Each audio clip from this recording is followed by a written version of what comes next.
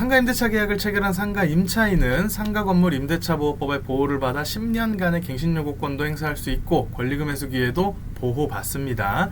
그러면서 시간이 지날수록 상가 임대차법에 적용되는 범위에 대하여 국민 민복을 목적으로 판례들도 점점 그 대상의 영역을 넓게 해석하고 있어 공장, 사무실 등도 영리행위 존재한다면 상가 임대차법에 적용된다는 것이 일반적인 입장입니다. 그렇다면 교회와 같은 종교시설 그리고 지역 아동센터, 노인복지센터, 요양원, 보육원 등의 복지시설, 즉 비영리단체도 상가임대차법에 상가임차인으로서 보호를 받을 수 있을까요? 상가임대차보호법 제1조입니다. 이 법은 상가건물 임대차에 관하여 민법에 대한 특례를 규정한다고 명시하고 있으면서 제2조는 상가건물의 임대차에 대하여 적용한다 고 규정하고 있습니다.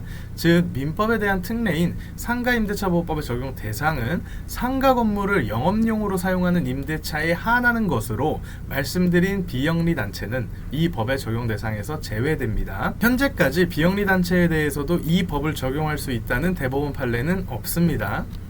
따라서 비영리단체는 민법상 임대차 조항을 반드시 인지해야 하는데 주의해야 할 점은 민법상 임대차 조항에서는 대항령 그리고 보증금 보호 조항이 없기 때문에 전세권 등기가 없는 비영리단체는 경매 절차에서 후순위로 밀려나 보증금을 회수하지 못할 가능성이 큽니다. 따라서 보증금 회수에 대비하려면 가급적 전세권 등기를 설정하는 것이 좋습니다. 또한 갱신요구권도 당연히 없죠. 이 또한 민법에 따라서 임대차 기간이 만료한 후 임차인이 임차물의 사용 수익을 계속하는 경우에 임대인이 상당한 기간 내에 이의를 하지 아니한 때는 전 임대차와 동일한 조건으로 다시 임대차한 것으로 보지만 양 당사자는 언제든지 계약 해지를 통보할 수 있고 임대인이 해지 통보하면 6개월 뒤 임차인 나가야 됩니다. 권리금 회수 기회 또한 당연히 보장받을 수 없습니다. 차임의 증액 또한 상가 임대차 보호법에서는 증액 시 일정 비율을 초과하지 못하도록 규정하고 있지만 민법에서는 증액 비율을 제한하는 규정은 없습니다.